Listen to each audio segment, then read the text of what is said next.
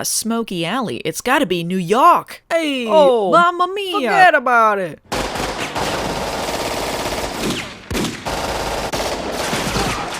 This mobster meeting goes decidedly not well when one guy rips the others off by stealing a suitcase full of coke cash and tossing it to his girlfriend in the getaway car. And by getaway car, I mean a car she gets away in without him. Meanwhile, the Bribeby agency is discussing their latest case, another one involving adultery, and in the very first mention of Grif, they already have to stretch to pretend this rando photographer is a useful part of the cast. I'll probably need a telephone. Talk to Grif. You know Grif, who's always been around. The token guy who has a camera that every detective agency has. It's never established if he's actually employed by the Bribeby agency, only that he owns a camera. Garner could borrow it like this seems to imply, but no, they just send Grif on the stakeout alone. 3 rules to a stakeout. Stay alert, don't complain, and take plenty of food.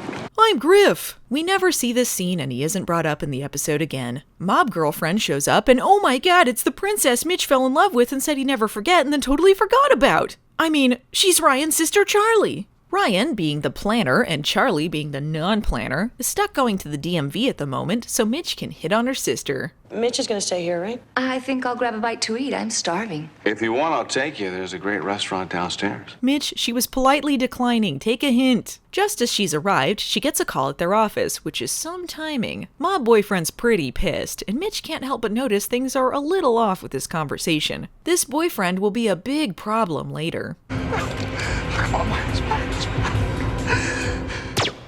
I know 4 episodes ago, Ryan mentioned she was the baby in the family and grew up with 6 older brothers, but now it's a sister. I know it's hard to keep track of the backstory you introduce in the pilot of your show. So that's when she left New York and moved to Texas. Ryan McBride grew up in Texas and got her PI license in New York. The one thing about Dallas, Texas, if you're soft, you'll get dented. When I was 9, my father had just gotten transferred to a new fighter squadron in Norfolk, Virginia. It was like our 4th move in 2 years. Charlie's here to give the audience Ryan's very inconsistent backstory, rivaling Stephanie's and how quickly it all fell apart. She tells Mitch that growing up they were inseparable, and at some unknown point in time she moved from New York to Texas, where she was also crowned Miss Texas. The only information that seems to stick with Mitch is the fact she could have been Miss America, which he intends to dig into further later. Miss America, huh?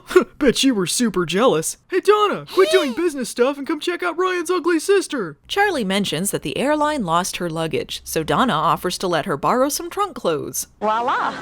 Wow! The next line summarizes the show perfectly. What's the story with Mitch and Ryan? How should I know if they don't? It truly is the will they won't they of the century. While Charlie goes to use the phone, Donna notes that she couldn't be more different than her sister, someone we have only seen her interact with once via handshake. You know, it's hard to believe she and Ryan are from the same mold. It's true, Ryan would never fawn over trunk clothes. I didn't know Donna was also a detective. And hey, remember, Mitch has 2 jobs. Hey, Steph, it's Mitch. Actually, I'm not being a PI or a lifeguard. I'm just kicking it. There's a major rip. Be sure you keep everybody out of the water. Way to backseat lifeguard, Mitch. Meanwhile, Charlie calls up stuttering John from the Howard Stern show to get a fake passport. But you know what she really wants right now? A Wave Runner TM! I saw those water bikes.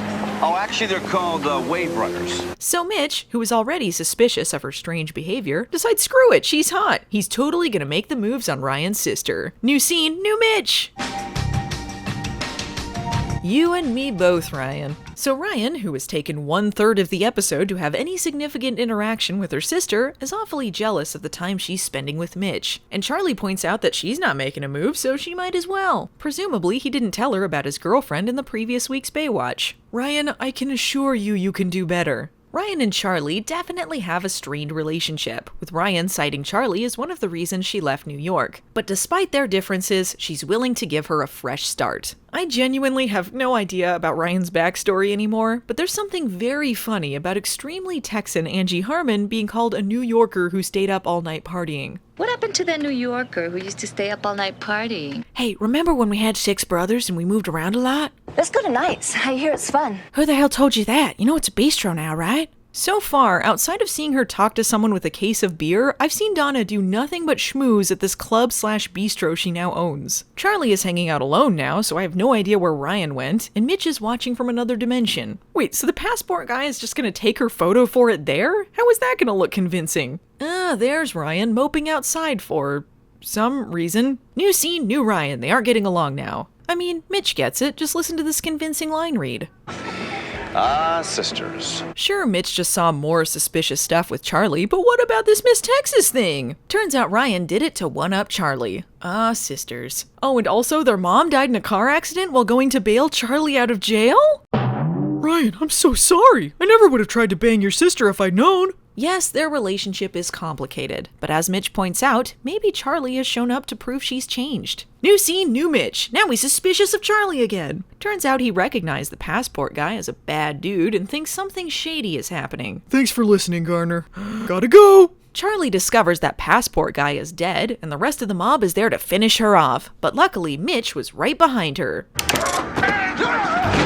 This next sequence is ludicrous. Mitch and Charlie run past a bunch of basketball players Mitch apparently knows, and with one signal to slow down the guy with the gun chasing them, they're happy to oblige. There's a guy with a beard behind us. Slow him down. You can go around and go down. You ain't coming through. Any questions? It is unclear if they only know each other because the ADR told us so. The audience almost forgot I was a lifeguard.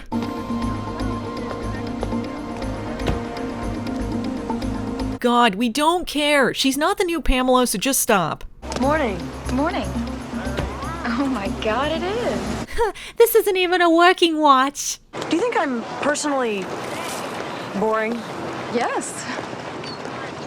Oh yeah? Well, would a boring person be taken hostage? Take that, Donna. Buchanan McBride. Garner, I need to talk to Mitch. He can't even take a hostage call? This doesn't even specifically have to do with Mitch. Come on. No time to explain the plot to you. Bye! Yeah, I knew something was up. You must be pretty good at reading people. Shut up. Mitch has had 5 different personalities in just this episode. Oh good, I'm the guy who gets to open cases. Thank you for making me part of this. Hey, phone book. Maybe I can call up someone who cares. Well, they don't have the money, so they're gonna have to put on some good poker faces. This is when shit gets real for Garner, and Mitch acts like he doesn't use guns now? You got one, that's enough. No choice this time. It's Ryan.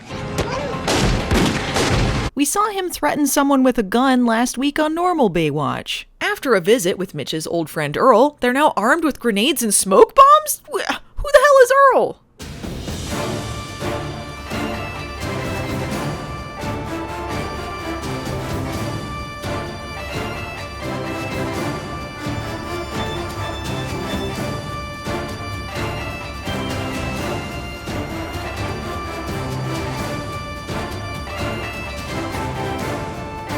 Promise you'll come back? Yeah. Next time I'll call first. Aw, what a heartwarming moment. Anyway, Charlie was totally hiding the real money and was willing to let her sister get killed for it. Not on my Adidas, lady. Wow, kind of a bummer ending, huh? Guess this is all part of the grittier, more exciting nights. In the next scene, I'm gonna pretend like I've never shot anyone before. I'm still thinking about that guy I shot. What, you mean the guy on the carousel? No, the other one. I'm sure there's an example I'm forgetting. I'm talking about this episode. Oh. Okay.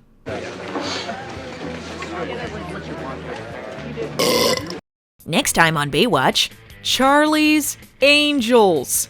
You'd better believe it. I'm in heaven. In the night, you can hear the sirens call as another angel falls. Race to the boulevard in the blink of an eye. The devil is watching.